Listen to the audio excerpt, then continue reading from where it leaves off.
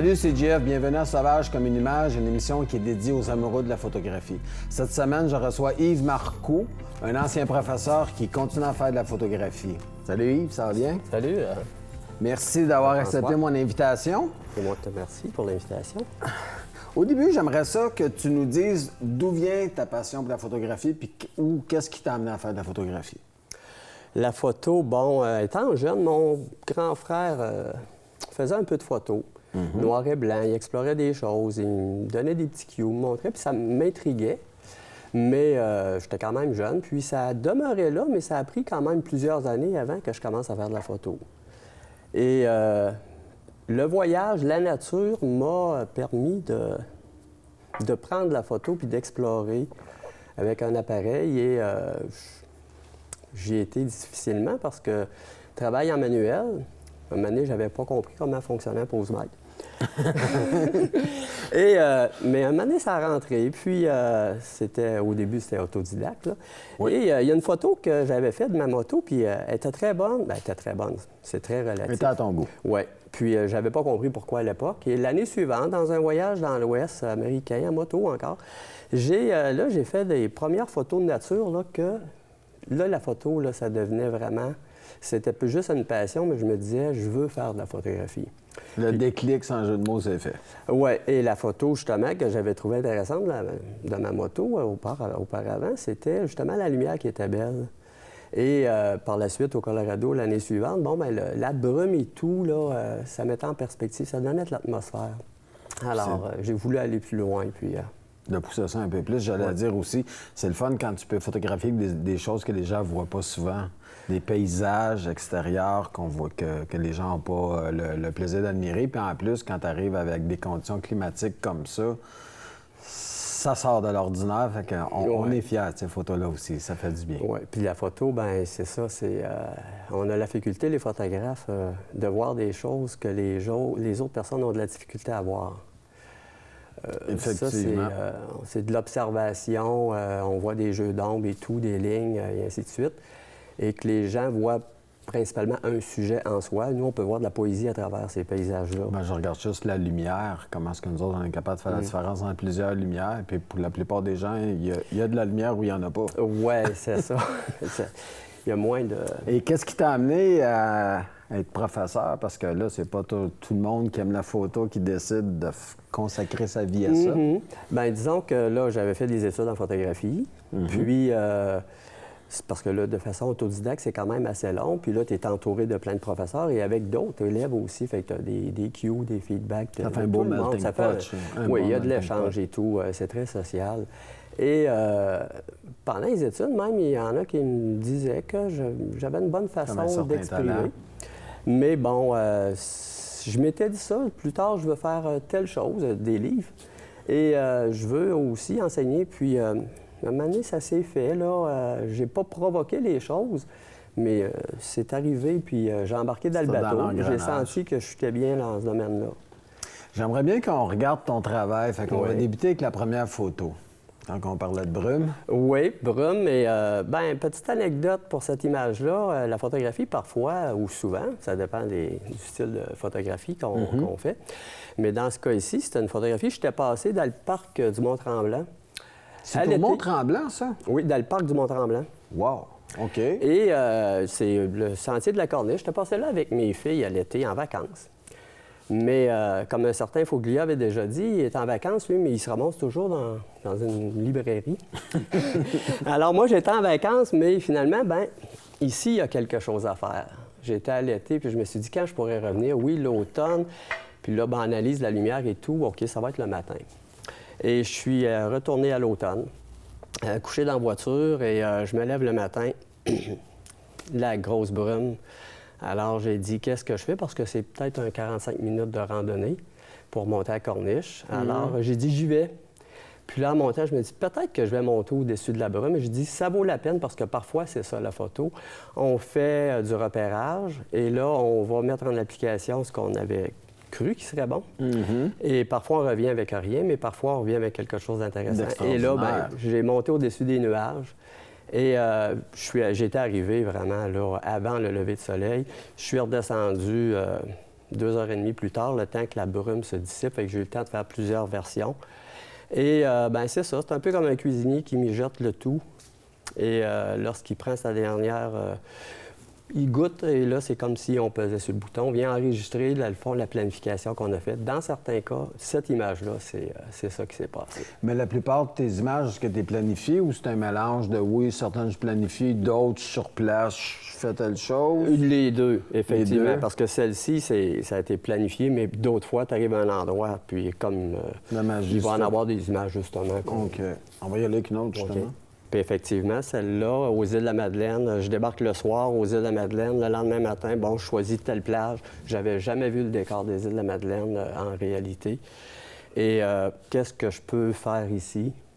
Alors, de saisir ces lieux-là, de saisir, oui, capter, mais saisir l'esprit des lieux, de comprendre qu'est-ce qui est intéressant. Puis moi, j'aimais bien ce contraste-là entre le sable et le rocher qui est texturé, l'eau et le ciel qui est lisse. Je te dirais les lignes, le design aussi là-dessus, c'est formidable. Puis il y a un petit côté Dali aussi que j'aime beaucoup. Ah oui, c'est vrai. Si je regarde la paroi, la façon que Dali peignait, moi, c'est la première chose, les jambes. J'aime beaucoup ça. Puis ce qui m'a frappé là-dedans, c'est vraiment le jeu de lignes, parce que c'est pas toujours évident aux gens à montrer quand tu mets des obliques, quand tu mets des lignes, comment séparer les choses. Puis ça, c'est un très bel exemple de tout est bien placé. Ah ben merci. C'est un peu comme à l'opposé de la première. Tu arrives sur les lieux, puis qu'est-ce que je peux en tirer de cet endroit-là? Ouais. Comment je rends ça encore plus beau? Si possible, effectivement. Si possible. Moi, je pense qu'avec la photo, on arrive à le faire parce qu'on est capable de prendre le bon angle. On se déplace. On pense qu'on peut améliorer. On n'invente pas, mais on peut... C'est vrai. J'aime beaucoup ce que tu fais. Ah, merci. Là, c'est là que j'étais un peu jaloux de toi. C'est rare que je le dise, je le dis même en ondes, là.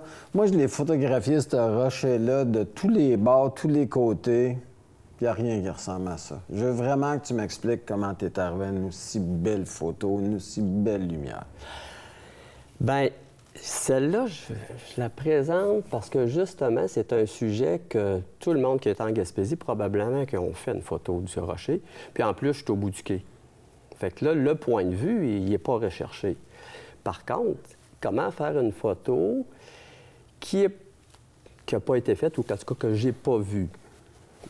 Fait que là, c'était la Lune, justement, les nuages, temps d'exposition qui est long, peut-être un 5 minutes de temps d'exposition approximatif. Et la Lune qui est en arrière des nuages, on sent le mouvement dans les nuages. Et le rocher, lui, est éclairé par l'éclairage de la ville de Percé. T'es sérieux? Oui, étant donné que la pause est longue, le rocher est éclairé par les... C'est pour ça qu'il est orangé, c'est les lumières artificielles de la ville qui éclairent le rocher.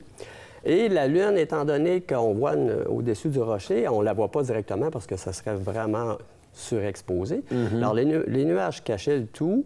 C'est la seule, parce que j'en ai peut-être effectué... J'en ai pas peut-être, j'en ai effectué d'autres, au moins une ou deux autres. Et là, la Lune était à travers les nuages, donc c'était trop lumineux, où il y avait moins d'effet. Pour rien aussi. Et la longue exposition a créé une teinte aussi qui crée ça. Le fait que la Lune était dans le ciel, ça ne fait pas un ciel noir complètement parce qu'on sent le verdâtre et tout. Donc, il y avait déjà cette touche-là au départ. Lorsque j'ai vu le fichier, là, que le rocher était plus orangé et le ciel plus verdâtre. Là, fait que, bon, ça a été mon interprétation du rocher percé. Très belle interprétation. Les gens à la maison, ils doivent se poser aussi la question, est-ce que tu travailles beaucoup tes images en post-production? Dans certains cas, oui. Mais dans plusieurs cas, il y a toujours des réglages de contraste et de luminosité. Parce que la capture numérique, c'est pas comme à l'époque du film qu'on avait tout sur la pellicule. Même que les deux premières, c'était en pellicule en passant. Fait qu'on n'avait pas droit à l'erreur en pellicule, alors que là, le fichier RAW, c'est d'enregistrer l'information. Et lorsque tu arrives dans le logiciel, tu vas traiter, mais lorsque la lumière est belle, lorsqu'il y a un contenu de lumière, une bonne composition et tout, l'image n'a pas besoin d'être travaillée outre mesure. Ça, hein? Dans certains cas, oui, on va à des endroits, puis on revient, puis on est un peu déçu. On peut, oui, augmenter les choses. Mais de base, là, comme ça, c'est beaucoup autour des réglages de base. de contraste, de luminosité, de couleur. Mais il n'y a pas... Ça revient un peu à ce qu'on faisait quand on était en laboratoire aussi, avec Aussi. le Dodge and Burn, Oui. tout ça. On les Oui, manipulait ici, aussi, les images dans le temps. Hein. Il y avait quand même, oui, le laboratoire, oui. Il ne faut pas oublier que la photographie, c'est de l'interprétation. Aussi. Dans mon cas, c'est pas de représenter le réel, c'est de représenter ma vision de la photographie, parce qu'on vient cadrer seulement une section, mais il ne faut pas oublier que juste à côté de mon cadrage, il y avait probablement un poteau sur le quai que je voyais avec mes yeux, mais je ne veux pas l'avoir dans ma composition. C'est pas mon interprétation. Moi aussi, j'aime beaucoup interpréter les scènes. Je pense que c'est le petit côté artistique de la photo qui est très le fun puis qui est à portée de tous, parce que ça nous permet d'aller photographier des icônes que tout le monde a vues comme ça et d'en faire ta propre photo. Parce que moi, quand j'ai vu ça, là, j'ai jamais vu une photo comme ça, là, puis je dis pas ça juste pour te flatter, vraiment, là, ça sort de l'ordinaire. Puis c'est exactement la pensée qui m'est venue à l'esprit. Colin, on l'a photographié de long en large, de rocher-là, puis il restait encore une façon de le faire qui n'avait pas été vue. Ça me touche profondément. On va y aller avec une autre image. Ici, le Cap Bonami, encore en Gaspésie. Et le Cap Bonami, j'ai vu tellement d'images du Cap Bonami dans le parc Forillon. Et on était partis en vacances en famille, puis là, bon, le jour, je suis allé fouiller à travers ces rochers-là pour me trouver un point de vue. Parce que oui, la recherche de la lumière, mais la recherche du point de vue. Sur le terrain aussi. Oui. Là. Alors, là, j'ai cherché parce qu'on en a vu des photos, puis là, j'ai dit, je veux faire quelque chose qu'on n'a pas vu. Et là, j'ai été me promener à l'arrière dans les rochers. Peut-être un peu de témérité, mais de façon sécuritaire. Je ne suis pas tombé, il ne fallait pas non plus. Et bon, le lendemain matin, là, j'y étais avec la lumière qui est intéressante. Le matin encore, au premier rayon de jour, j'étais déjà installé, c'était cadré. Et j'avais repéré la veille, justement. Fait que, c'est ça. Il restait qu'à attendre la lumière. Oui, effectivement. Puis là, bon, il n'y a peut-être pas de nuages dans le ciel, étant donné qu'il n'y a pas trop de ciel, mais là, tu prends la lumière qu'il y a aussi, parce que j'étais pas là pendant... Écoute, Yves, je sais pas, moi, parce que je regarde ton jeu de bleu, ton jeu de ligne, je suis pas sûr que les nuages... C'est sûr que ça aurait donné un peu plus de texture, mais le jeu de ligne est tellement beau, les bleus sont tellement purs que... Ouais, puis là, on peut se passer d'un ou deux nuages. Ouais. Puis là aussi, il y a quand même très peu de ciel, donc c'est... Oui, c'est ça, ça prend pas une grosse partie de ton image. Oui, le point de vue. Un classique, mais un classique refait, remixé. Oui. Bon, avec la neige l'hiver, ben moi, les éléments, ça me touche de photographier en nature, c'est mon terrain de jeu. Et ça me reconnecte. J'ai été élevé sur la terre, puis la photographie me permet justement de retourner. Alors, une rando le matin avant le lever du soleil, d'un endroit que j'avais trouvé intéressant la veille, puis on retourne avec une belle lumière. J'aime beaucoup le contre-jour aussi. Alors, ce qui est difficile à travailler aussi. Oui, c'est difficile, mais ça donne une luminosité, une semi-transparence parfois, des jeux d'ombre et de contraste. Une profondeur aussi aux images. Je regarde tes images, puis comme tout à l'heure, je disais, moi, ça me fait toujours penser à de la peinture quand je les regarde. Je vois des peintes à travers ça. Est-ce que tu prends tes inspirations où? Est-ce que tu les prends de d'autres photographes? Est-ce que tu les prends de livres? Est-ce que tu les prends de peintes? Un mélange de tout ça? Ou ça devient naturellement quand tu regardes la scène? Lorsque je regarde la scène, je pense pas à un photographe quelconque en soi. C'est sûr qu'à travers l'enseignement au collège, j'ai présenté des photographes, il y a de la recherche et tout, puis c'est autant des photographes dans un domaine différent là, de la photographie de nature qui vont composer, comme je pense juste à Lee Freelander, c'est un type de photographie que je ne fais pas, mais que j'admire. Puis je ne me mettrai pas à faire du Lee Freelander, mais c'est des influences de partout qui fait notre bagage. Quelqu'un m'a demandé un jour combien ça t'a pris de temps à faire cette photo-là. J'ai dit, 25 ans. C'est vrai. Dans un sens. Ouais. Dans un sens, parce que c'est le bagage qu'on accumule. Tu demandes à Danny Laferrière combien de temps ça t'a pris écrire ton livre, mais dans le fond, c'est tout le bagage qu'il a accumulé qui l'a amené jusque-là. Il a fallu qu'il apprenne à écrire avant de penser à écrire. Puis il est encore en évolution, effectivement. Oui, mais justement, on l'a vu, tout le monde en parle avec son mélange de dessins et de mots. Puis là, tu dis, Colin, t'as réussi à repousser ça une autre fois. Oui, effectivement. Qui est très bien. Pour quelqu'un qui commence aujourd'hui à faire de la photographie de paysage, quel conseil tu pourrais lui donner? D'aller vers des lieux qui lui intéressent. OK. Probablement que d'aller vers des clubs photo, d'avoir un environnement de personnes avec qui tu peux partager. Si la personne est solitaire, oui, ça peut sortir seule qu'elle sorte. Mais si la c'est bien aussi d'aller avec d'autres personnes. Les clubs photo, il y a des conférences et tout. Je dirais d'aller vers les endroits, des lieux qui sont attirants, puis de prendre le temps d'explorer un lieu au lieu de faire 10 lieux, parfois d'en faire un, mais pendant 2 à 3 heures, mais de bien l'explorer, de faire le tour du sujet. Mais c'est un peu ça, les gens en vacances. Hein? Ça me fait sourire quand tu dis ça, qu'ils vont partir une semaine, puis ils sont obligés de faire 10 endroits différents, puis finalement, c'est moyen partout. Oui, parce que là, est-ce qu'on réussit à saisir le territoire, l'esprit des lieux? Puis... Pas certain. Non, c'est ça. Mais bon, c'est comme...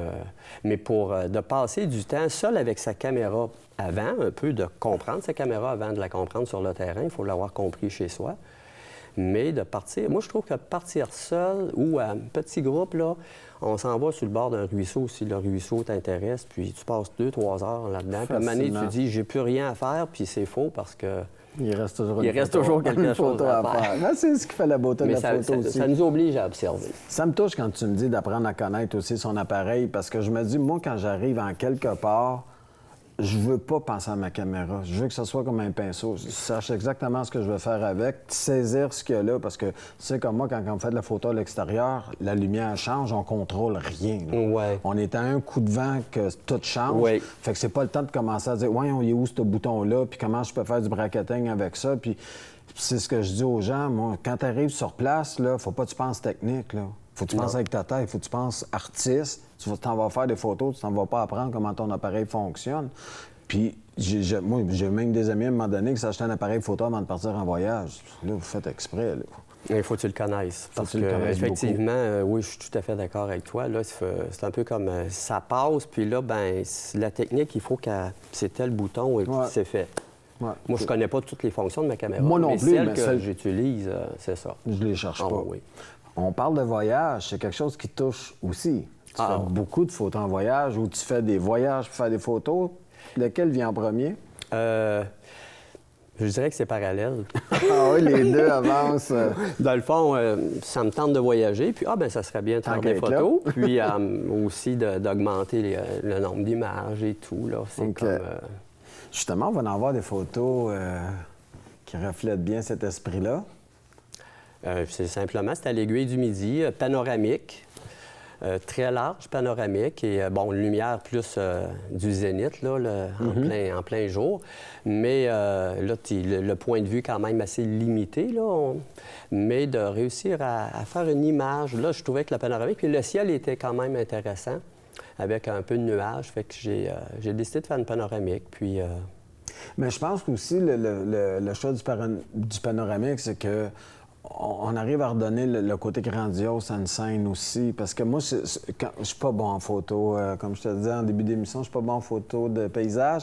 Puis quand j'arrive face à des scènes comme ça, je me dis toujours quand j'arrive avec mes photos, Colin, ça rend pas l'immensité de la place. Ça rend pas ce que j'ai vu. Ça rend pas ce que j'ai ressenti. Puis je m'aperçois que probablement, je commençais à faire du panoramique, j'aurais plus de ce que j'ai vu, de ce que j'ai ressenti. Possible. Dans ce cas ici, c'est sûr que c'est très large comme montagne dans les Alpes. Puis là, j'ai décidé d'aller vers... Mais qu'est-ce qui arrive? C'est rendu en haut que tu fais ton choix, tu regardes la scène, puis tu dis, d'après moi, ou tu fais les deux. Tu vas dire, j'apprends tel quel et je fais un panoramique, puis après ça, on regardera. J'ai fait d'autres versions aussi. Tu couvres. Oui, je me couvre. Mais c'est un peu comme... Il faut faire attention, on arrive dans un lieu, puis porter à peser sur le bouton de vouloir tout photographier, mais avant de peser, c'est quoi qui m'intéresse? Si j'ai pas de réponse ou satisfaisante, bien, il n'y en a pas de raison de prendre la photo. Fait que là, qu'est-ce qui m'intéresse et tout? Puis là, cette dimension-là, j'en ai fait des scènes plus serrées, là, mais cette dimension-là, c'est très large comme panoramique. Et c'est comme ça que je voyais les lieux, là, mon interprétation. Puis même si on n'a pas les odeurs, si on n'a pas les bruits, au moins la photographie peut dégager une certaine immensité. Là. Bien, ce que j'aime bien aussi, c'est qu'on se sent là. C'est comme je j'étais à côté de toi. Fait que pour ça, c'est très bien rendu. On va y aller avec une autre? Ah bon, le voyage, effectivement, ça a été un endroit qui m'a... Quand j'ai les premières photographies que j'ai vues, les îles Faroé, là, la première fois, j'ai vu des images, justement, un photographe de Toronto qui a réalisé un livre sur... puis il était gentil, c'est Georges Féchard, m'a envoyé le livre avant de partir et tout, parce que c'est des petites îles, c'est au nord de l'Écosse, là, peut-être 200-300 km au nord de l'Écosse. Je suis parti avec un ami, puis c'est magnifique, les paysages qu'il y a là, puis c'est pas compliqué, la température, il y a de la pluie, oups, il y a des nuages, il n'y a pas de pluie. Tout à coup, il y a encore de la pluie, il y a encore des nuages, oups, il y a une percée de soleil. Fait que finalement, une bonne journée, c'est la journée qui pleut un peu moins. Oui, mais il faut toujours que tu sois prêt à aller vers quelque part. Et c'est comme des moments là, qu'il y a 3 heures avec le soleil. Ça, en 2 semaines, c'est pas arrivé. Là. Non, c'est pas arrivé. Tu parles 3 heures consécutives? Jamais. Mais même, je crois qu'il n'y a pas eu 3 heures de l'année ou parce que c'est comme ça? C'est comme ça. Je crois qu'il n'y a pas eu 3 heures. Il faudrait vraiment le calculer, mais je crois qu'il n'y a pas eu 3 heures de soleil dans les 2 semaines. Au total. On dit que la photographie, c'est la lumière. Oui, mais la lumière, mais il y a de la couleur dans la lumière, les nuages et tout. Comme là, le soleil, il y a eu des percées. Et ce soir-là, ça se promenait. Mais ça t'oblige à sortir de ta boîte, pas à peu près. Là. Ah oui, oui. C'est bien beau que je suis ta professeur, je sais comment contrôler ma lumière. Mais là, tu me mets dans des conditions X. Oui. Puis aux îles Féroé, les plus belles images, là, on n'a pas pu les prendre. C'est-à-dire? Parce qu'il n'y avait pas de lumière. Même si tu aurais pris la même technique de longue exposition, de pas plus? Oui, il y a des scènes que j'ai fait, c'est bleuté, puis on attend le coucher de soleil. On a attendu le coucher de soleil ou le lever de soleil, on l'a attendu plusieurs fois. C'est toute une leçon d'humilité d'aller là-bas, là, pour, tu sais, quelqu'un qui arrive, il dit, moi, je m'en vais faire des belles images, puis, oh! Ouais, si le but principal est seulement de réaliser des bonnes images, tu vas être déçu. C'est une grande déception. Donc, il faut aimer la nature avant tout. Moi, j'aime beaucoup la rando. Tant mieux si on fait des photos. Et c'est ça, là, la photo donne un plus. Là, justement, je saisis la balle au bon. Pour toi, là, une belle photo, c'est quoi? C'est quand est-ce que tu es satisfait? Quel élément que ça prend dans une photo que tu dis, ça, je vais passer 1 heure ou 2 à la développer? C'est une belle image. Je crois que c'est la conjoncture de plusieurs choses. C'est-à-dire? S'il y a une lumière intéressante, c'est une image qui est bien composée, de positionner son trépied, un trépied, bon, lorsqu'on l'ouvre, ça peut monter environ à 5 pieds 6 de haut. Ça ne veut pas dire que c'est la bonne hauteur. Ça se baisse aussi. Oui, ça se baisse. Puis ça peut être légèrement à gauche, à droite. Ouais. Puis les gens sont portés à zoomer. Moi, je leur dis, faites pas juste zoomer, approchez-vous. Puis là, changez d'angle en jouant avec la focale. Se déplacer. Il y a tellement de choses qui fait qu'une bonne image, c'est une image qui transmet des émotions. Qui touche quelque chose. Oui, qui touche quelque chose. Et que l'on aime ou que ça peut être une image qui transgresse les règles, peu importe. Mais si elle dégage de bonnes émotions, lorsqu'on la regarde, elle nous intrigue et tout, ça va... Surtout aujourd'hui, au nombre d'images qu'on voit, d'être capable d'en faire une qui se détache un peu des autres, c'est déjà très bien. On va en regarder une autre. Photo de voyage, justement. La Grèce, une petite île, l'île... d'Amorgos, là, dans le sud de la Grèce. Là. Bon, j'aimais cette image-là. C'est pas loin de la carte postale, mais c'est plus une interprétation, peut-être un plan plus serré. La lumière est juste au bon moment. 1 minute plus tard, il n'y en avait plus. Trop tôt, ça créait des réflexions dans la caméra qui étaient indésirables. J'aimais beaucoup le jeu d'architecture, parce que j'aime bien aussi l'architecture. En voyage vers l'Europe, il faut profiter de l'architecture, effectivement. Quoiqu'il y a des beaux paysages naturels. Mais, un heureux mélange des deux. Oui, l'histoire et tout, là, c'est fabuleux. On va y aller avec une autre. Montréal, oui. Tu as trouvé le moyen de refaire une photo de tout ça. Ça, j'en ai vu plusieurs. Oui. Puis la lumière là-dedans, la disposition, les lignes. C'est pour ça, moi, je trouve que tu as vraiment du design dans tes images. Là. Ça vient me chercher parce que moi, j'ai fait des photos à peu près du même point de vue, puis je te jure que c'est pas ça que ça a donné. J'étais monté sur l'édifice Sun Life le matin. On était là avant le lever du soleil. Puis il y avait un concours en 1992, c'était à l'époque de la pellicule. Là. Et il y avait un concours, c'était le milieu de la Gauchetière, avait lancé un concours, puis les photographes professionnels étaient au courant. Et moi, j'ai dit, il faut que je revienne ici à soir. Je suis retourné, je l'ai présenté, puis disons que ça a bien tombé. Mais tu sais, quand on parlait d'aller faire la photo, les gens vont pas, la brume, les points de vue, puis tout ça, c'est un peu ça. Les gens sortent pas le soir, savent pas ce que ça a l'air, une ville illuminée. Moi, je t'allais faire la photo à un moment donné, puis pourtant, le sujet n'est pas beau du tout. Ce que les raffineries, avec une lune grosse comme ça, avec les tuyaux, c'est complètement fou. C'est une autre lumière, c'est une autre scène, c'est un autre monde, tout simplement. Oui, la couleur qui ressort des éclairages artificiels et tout, C'est justement, quelque la chose. nuit, là, c'est... C'est un autre monde, puis je pense que les gens... Oui, bien c'est ça, il faut s'entendre. On y va avec une autre?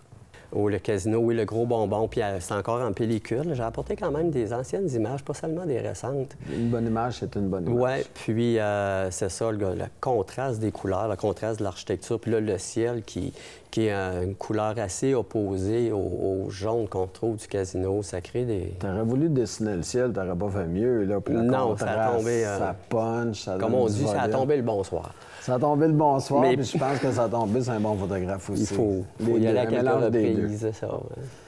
Mais écoute, ce que je m'aperçois, c'est qu'il est temps que je fasse de la photo d'architecture, là, parce que justement, quand tu me dis ça, on va en Europe, puis j'ai toujours eu de la misère avec mes perspectives puis tout ça. C'est à travailler, mais quand on voit des belles photos, ça me donne le goût de se lancer là-dedans.